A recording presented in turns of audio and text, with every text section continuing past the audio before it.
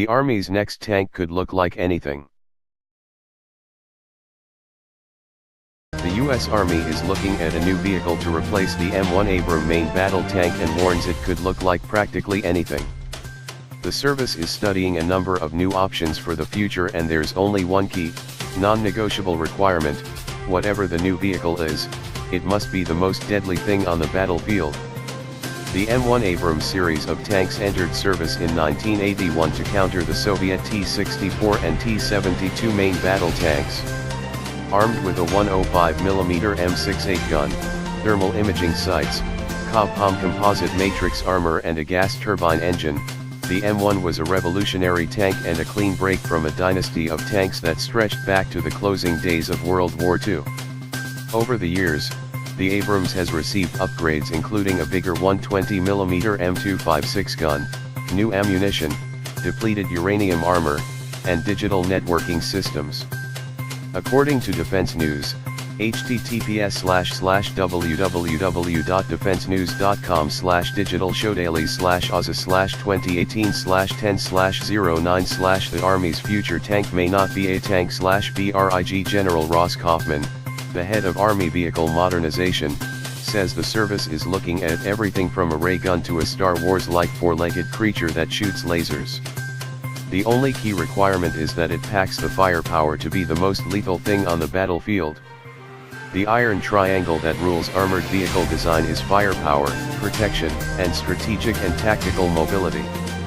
The M1 Abrams, optimized to fight hordes of Soviet tanks, was a pretty good combination of all three features that didn't skimp in any particular field and had the price tag to show for it. Other countries favor one quality over another as it suits their battlefield requirements.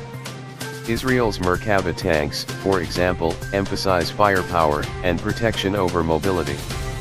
Unlike many ground forces, the U.S. Army must pretty much plan for any battlefield, on any continent, against all types of enemies.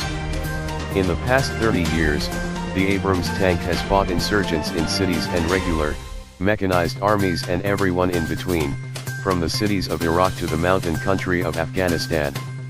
Now, as Russia fields a new generation of armored vehicles to go along with an aggressive foreign policy, the future battlefield again shifts back to heavy mechanized adversaries.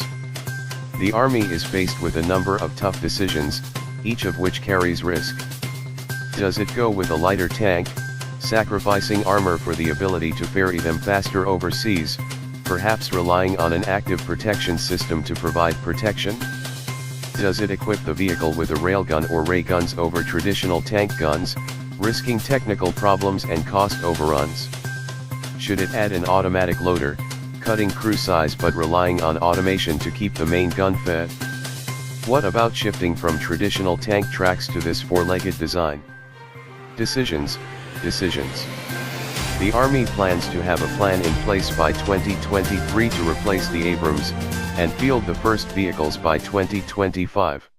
MW News. Please subscribe my channel.